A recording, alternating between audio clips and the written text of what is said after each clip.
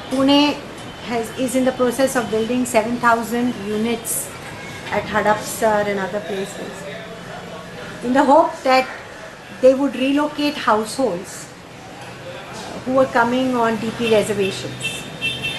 None of those want to move.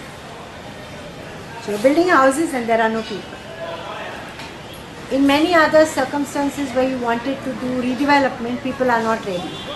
So in the city of Pune, you had a very imaginative and creative municipal commissioner who, after discussing with me and other people, said, let me try this with 2,000 units.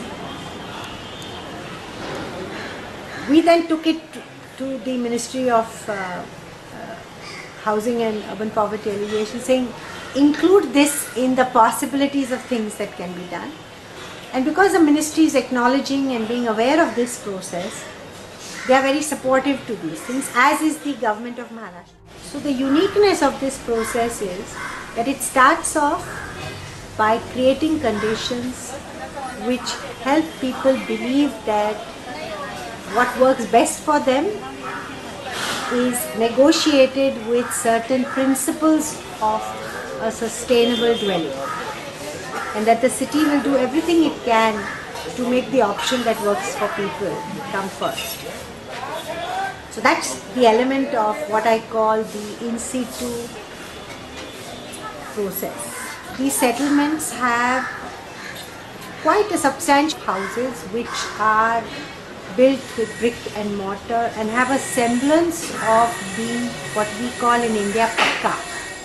This particular process seeks to identify in a neighborhood all the houses that are pakka, of seemingly formal in construction materials, and identifying those that are not, and then targeting the subsidy to those houses. The value of doing this is threefold. One is that there is a natural selection of who is identified as needing the subsidy. So this way, by assisting those who have built houses out of tin and makeshift materials, we've identified those households who have no financial capability of doing this for themselves. So therefore the scheme of things and the real characteristic of this process is that the city acknowledges the formation of households that are there, and to the extent possible tries to give a 25 square meter house on the footprint that exists there, as far as possible. There will be some situations where the house is so small or the clusters are so small that you can't give them 269 square feet. So in those instances, these houses will be suggested that they build one on top of the other, and on each floor they get that. So that's the second concession.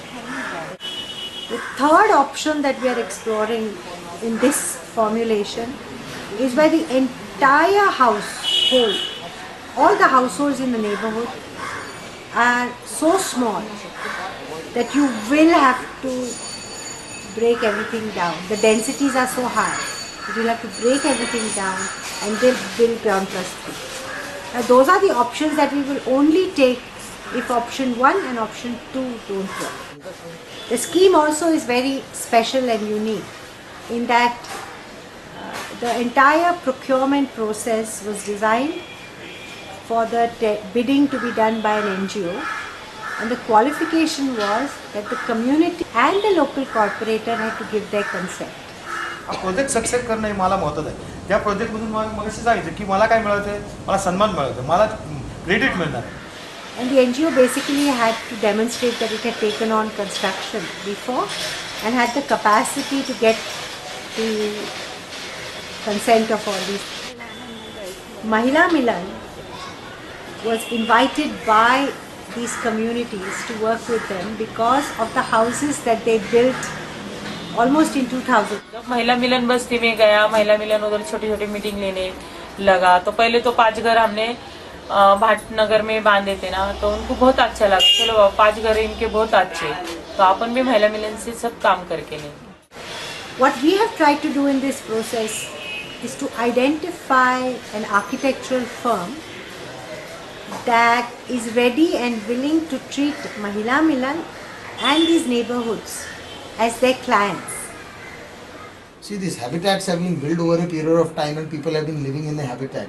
It is only when we come to city we require architects and architects want to, and all these complexities start. It is for us to now start looking at it, what is comfortable.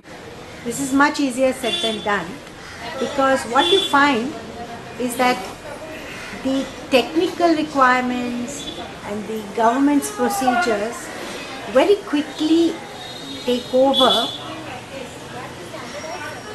because of their specified norms and conditions. So what we've been able to do with this architectural firm of Prasanna Desai is that if he believes that what people say is useful and important, then he works with Mahila Milan and us to bring this contestation for a negotiation with the municipality. We must remember in this whole process that people are very full of exploring any change. Nobody has the confidence. Corporation keep on promising, state is keep on talking about I'm giving you this, and people don't have the trust to believe that you're going to implement it. Government has a right to change what it demands, but people don't have that right. So they're very fearful. So Jokin is like the Rock of Gibraltar. Every time he goes there, he says, I'm there. I will not let anything that doesn't work for you happen. It provides a sense of security to the households, not so that what they want will happen, but that when change is being negotiated, that their interests will be taken care of. The role that Jokin and NSTF play in this process is also very important, because very often there is a deadlock between the architect, Mahila Milan and the community. Because the municipality also has certain rules and restrictions. आता जेवढ्या झोपडीचं आपण दुरुस्त करणार किंवा नवीन करणार त्या प्रत्येकाची एक फाईल इंडिव्हिज्युअल असली पाहिजे, इंडिव्हिज्युअलचं अकाउंट असलं पाहिजे, प्लस त्याचा एक contractor. We try and involve all these different levels into this. We've also found that the city of Bhubaneswar and Bangalore have come and seen these processes and said, maybe we'd like to try this. So as you interview me today, we are in the process of filling a tender for a similar process in Bhubaneswar.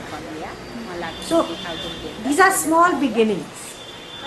The housing project will be for hundreds and thousands of structures. We will ultimately be involved in 2,000-3,000 structures. But the idea is to say, let's create space in procurement, in tendering, in design, in construction and financing for community-driven projects, so that we can reconstitute roles and functions to serve this purpose.